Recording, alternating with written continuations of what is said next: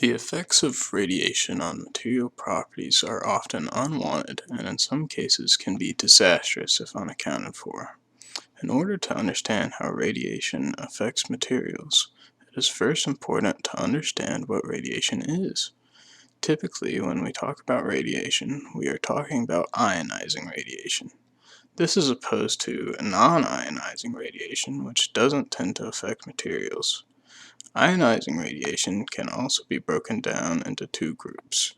The first group, called directly ionizing radiation, includes alpha particles, beta particles, charged nuclei, and antimatter, most commonly in the form of positrons.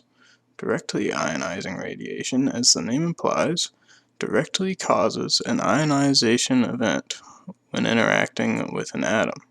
The second group, called indirectly ionizing radiation, includes high-energy photons, gamma rays, X-rays, and in some cases UV light, and neutrons. Indirectly ionizing radiation doesn't immediately cause an ionization effect upon interaction with an atom. Instead, the resulting interaction results in directly ionizing radiation, which will then ionize a different atom.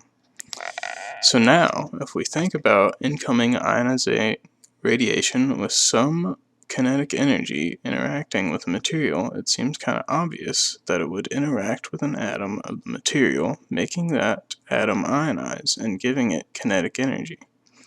This atom would move around the material, leaving a vacancy where it started and potentially have a similar effect to other atoms it interacts with until it finally stops as an interstitial atom. This increase in interstitials and vacancies in the material affects the material's macroscopic properties in several ways. It causes hardening, embrittlement, irradiation creep, and loss of conductivity. Hardening is a process by which the material grows stronger as it is deformed. This phenomenon happens because microscopic defects in the material interact to make the strain of the material harder to achieve.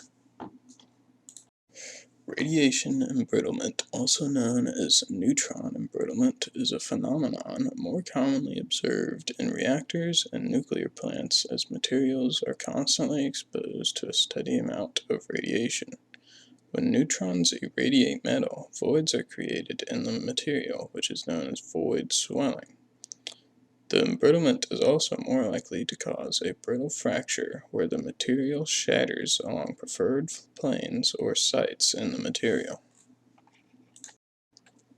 Creep is the tendency of a solid material to move slowly or deform permanently under the influence of persistent mechanical stresses.